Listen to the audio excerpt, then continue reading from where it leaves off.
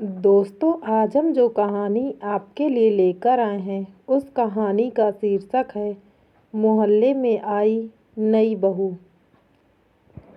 शर्मा जी का मोहल्ला एक शांत और पारंपरिक जगह थी। यहाँ के लोग एक दूसरे को अच्छे से जानते थे और हर किसी की खबर रखते थे। लेकिन जब नई बहू आई तो पूरे मोहल्ले में एक अजीब सी बेचैनी छा गई। यह बहू थी सुमित्रा। लंबी, गोरी और बेहद सुंदर, मगर उसकी आंखों में एक अजीब ठंडापन था जो किसी को भी असहज कर सकता था। लोग उसे देखते तो सहम जाते, लेकिन कोई खुलकर कुछ कहने की हिम्मत नहीं करता।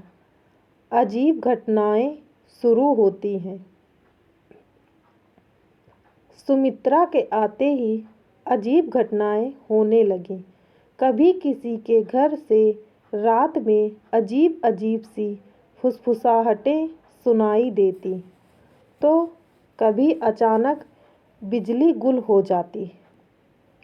मोहल्ले के बच्चे उसके घर के पास जाने से डरने लगे। एक रात शर्मा जी के पड़ोसी गुप्ता जी ने कुछ अजीब देखा।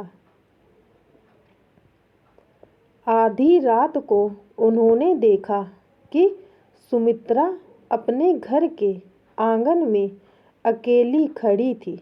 उसकी आंखें खुली हुई थीं,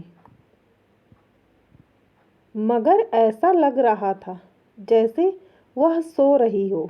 फिर अचानक वह हवा में ऊपर धीरे धीरे उठने लगी। बुरी आत्मा की छाया। इस घटना के बाद पूरे मोहल्ले में खौफ फैल गई। लोग धीरे धीरे यह महसूस करने लगे कि सुमित्रा के आने के बाद से उनके घरों में भी अजीब अजीब घटनाएं हो रही हैं। कोई भी इस पर खुलकर बात नहीं करना चाहता था, लेकिन सभी डरने लगे थे। सुमित्रा के पति रवि इस बारे में कुछ भी सुनने को तैयार नहीं थे। वह हमेशा कहता, यह सब तुम्हारी कल्पना है। सुमित्रा बहुत अच्छी और समझदार लड़की है। लेकिन सच्चाई यह थी कि रवि भी रात में अजीब सपने देखने लगा था। सपनों में उसे महसूस होता कि कोई उसके कमरे में आकर उसे घूर रहा है। जब वह उठकर देखता तो कमरे में कोई नहीं होता, मगर ठंडी हवा का एहसास उसे डराने के लिए काफी था। भूतिया रात।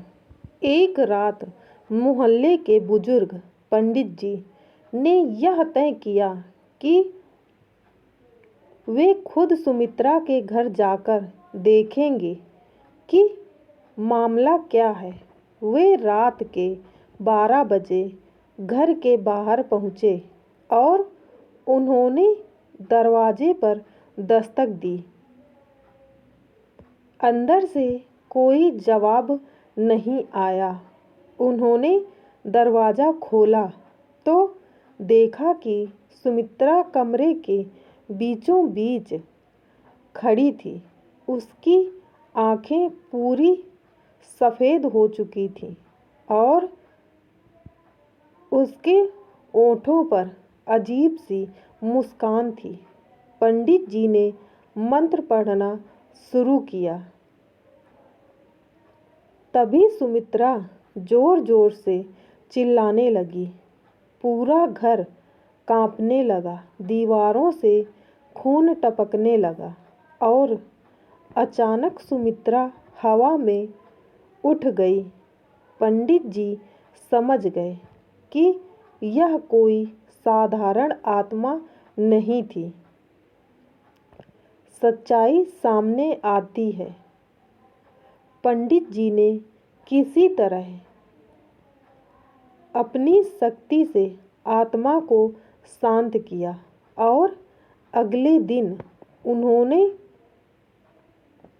मोहल्ले वालों को बुलाया। उन्होंने बताया कि सुमित्रा के शरीर में एक बुरी आत्मा का वास है। रवि ने यह सुना तो वह रोने लगा।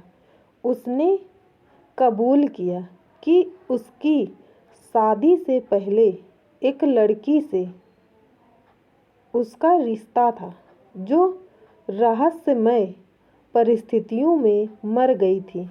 अब वह आत्मा सुमित्रा के शरीर में आकर बदला लेना चाहती थी। मुक्ति का प्रयास। पंडित जी ने हवन करने का फैसला किया। पूरे मोहल्ले वालों ने मदद की और जब हवन शुरू हुआ तो सुमित्रा अजीब तरीके से चिल्लाने लगी। अचानक उसके शरीर से एक काली परछाई निकली और हवा में घुल गई। सुमित्रा जमीन पर गिर पड़ी। जब वह उठी तो उसके चेहरे पर शांति थी।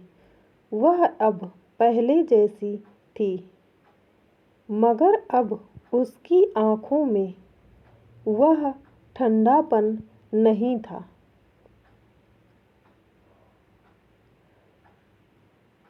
अंत मगर सबक। इस घटना के बाद मोहल्ले में सब कुछ फिर से सामान्य हो गया, मगर लोगों ने एक सबक सीखा।